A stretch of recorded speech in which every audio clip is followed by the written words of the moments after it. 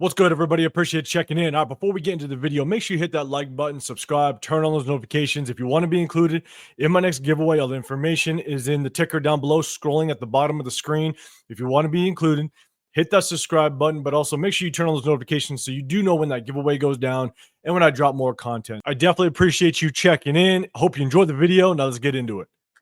Earlier, I talked about just miscommunication between the defense, right? And also package issues. There's times where film I'm watching, I'm going, okay, I'm seeing what the offensive package is. And, whenever an offense makes a switch personnel wise, the defense gives the officials give the defense opportunity to make any substitutions that you want. Right. Exactly. And so this is 1st and 10. This is 1st and 10.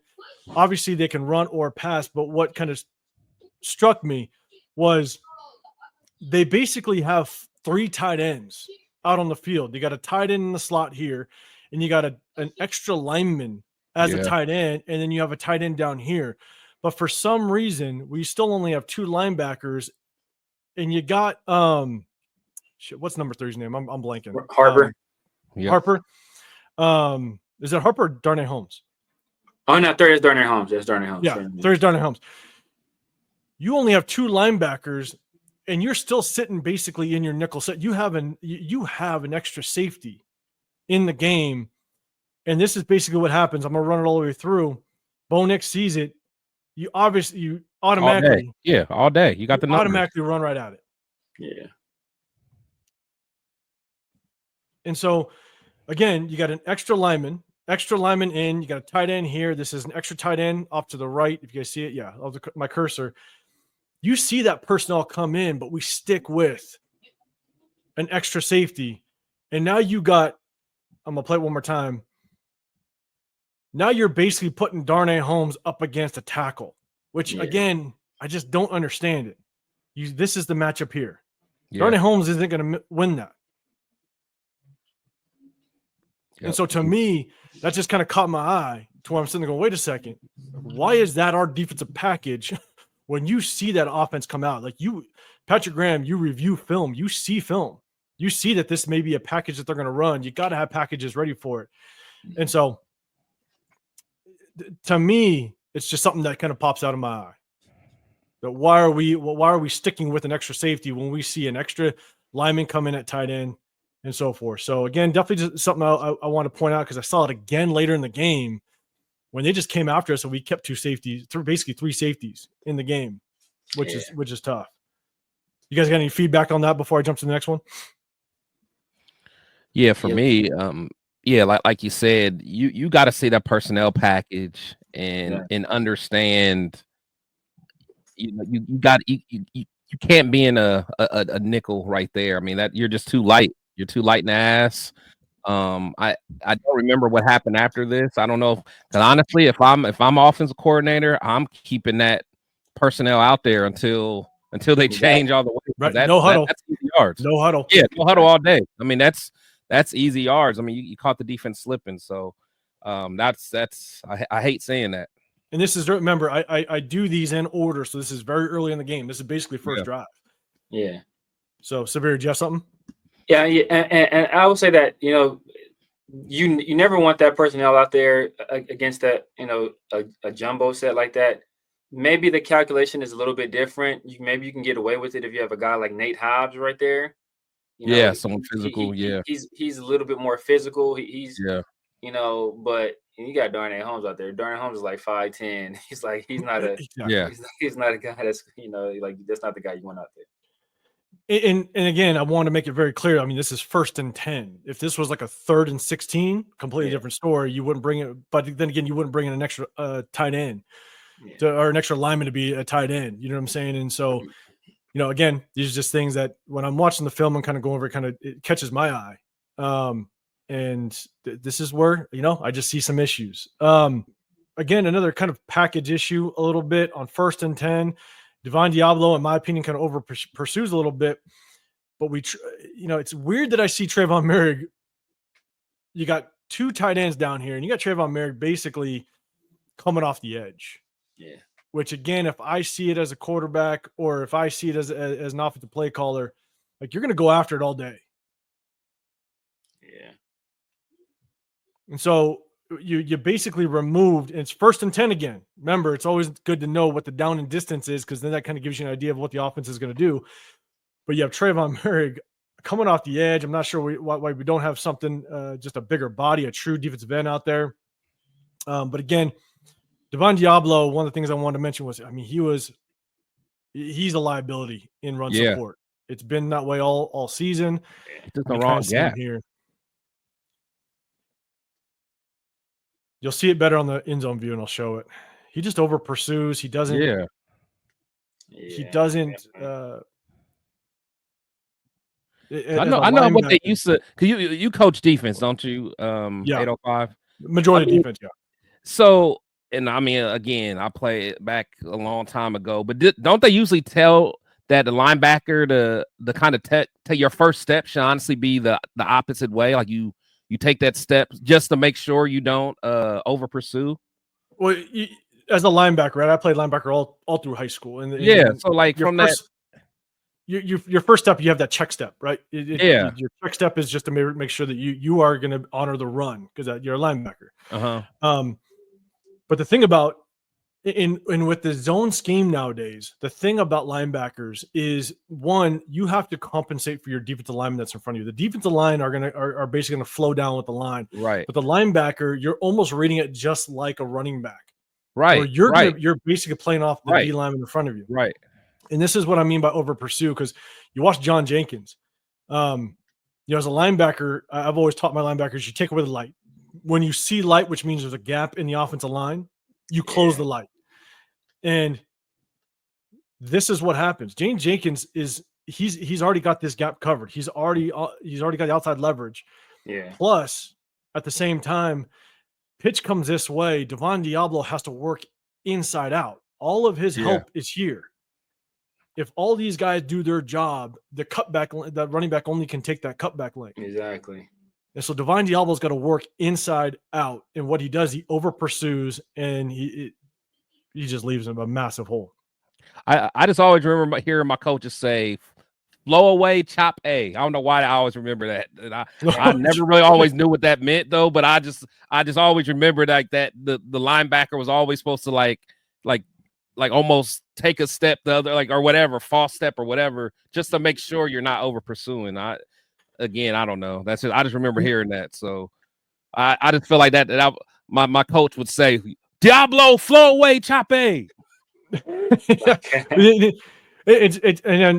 again, the only way I can kind of put that into terms, and it kind of makes sense, right? I mean, he's on the backside. If he actually comes off the ass of this center, he'll be right in the cutback lane. Right there, yeah. Let John Jenkins do his job. Come off the ass of this center, flow down. Boom, chop A. He should have chopped A. There you go. Yeah, he got too he got too greedy for a TFL right there. He did.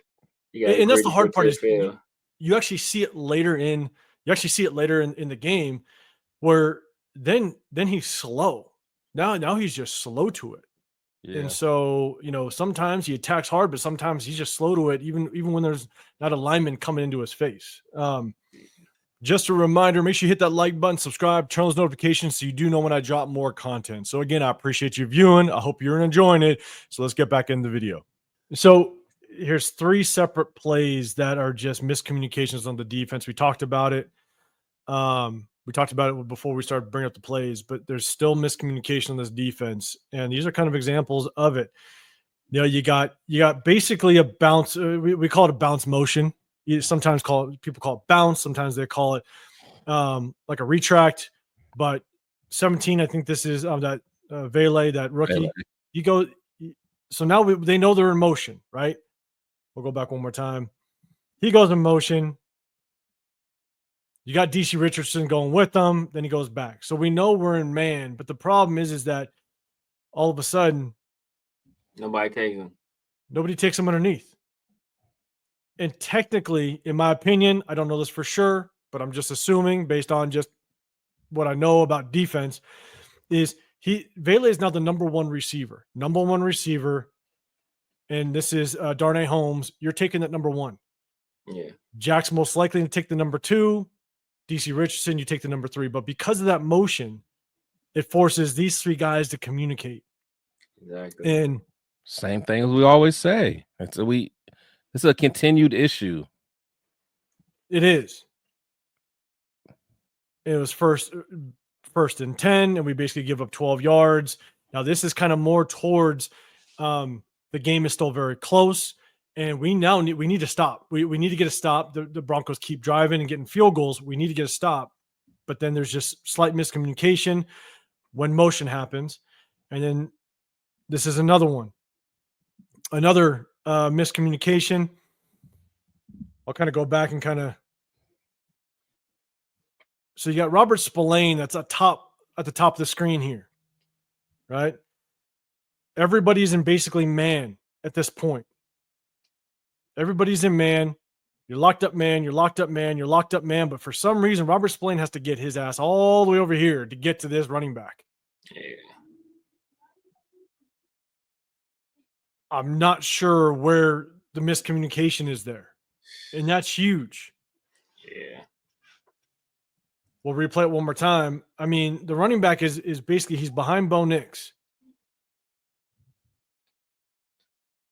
But I'm not sure why Robert Spillane has to travel all the way across the field to go get a running back. Yeah. No, that's. And so I struggle with just the play call, either or even just the communication. Yeah. So Raider Paul, appreciate you coming in the building. Raider Paul in the building. And we'll see it here. You know, we're talking. You got defense talking a little bit, but then you see Spillane. I mean, he takes off. And I'm not sure why. And you look at, I showed it just, on the eagle eye view where everybody's basically a man. So Spillane knew that's either his man or he's uncovered. Yeah. And he took off. So there's miscommunication somewhere that basically gave up almost a 40-yard play because of miscommunication. Yeah. Yeah. I don't know. I don't know what was going on there. Because everybody else was manned up. Right. I don't know if they caught him lacking or what it was. Because like seems like everybody else was pretty locked up. But he was just there like just covering grass for a second. Like there's definitely some miscommunication. That's miscommunication. Like it seemed like pre-play, like before the play even started. Yeah. Just another DJ, appreciate you coming through the building. He says Raiders don't run a ton of man coverage, so it's clear they lack understanding of their assignment. Every week.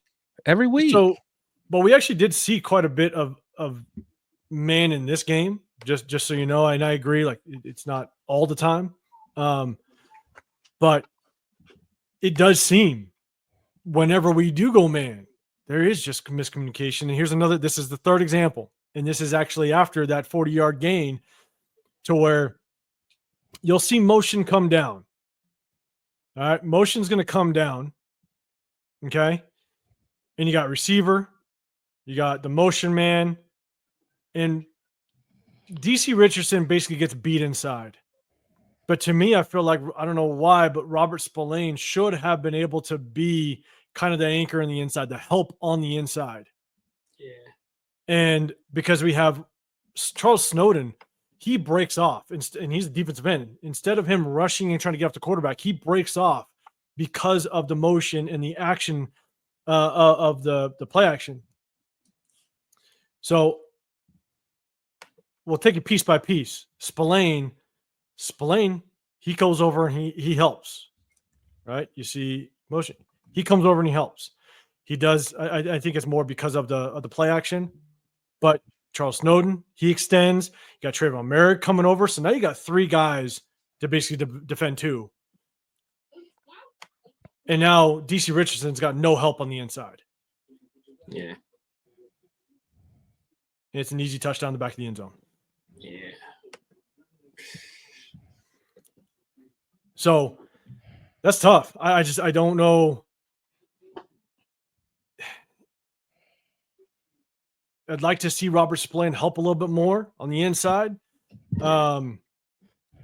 You got Trayvon Merrick, right? That he exits. Trayvon Merrick basically exits the middle to go with the motion guy.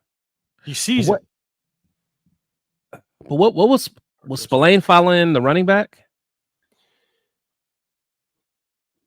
No, he's following their wide receiver that motioned out. So He's following 19 because of the play action. But yeah. But the thing is that you don't have to over pursue that much. Yeah. Trayvon Merrick's already going. Because Trayvon Merrick takes off before 19 even goes in his motion. Trayvon Merrick starts to go now.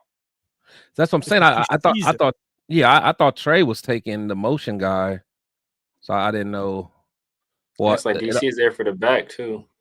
Yeah, it almost looks like Spillane is pointing at the running back at this point.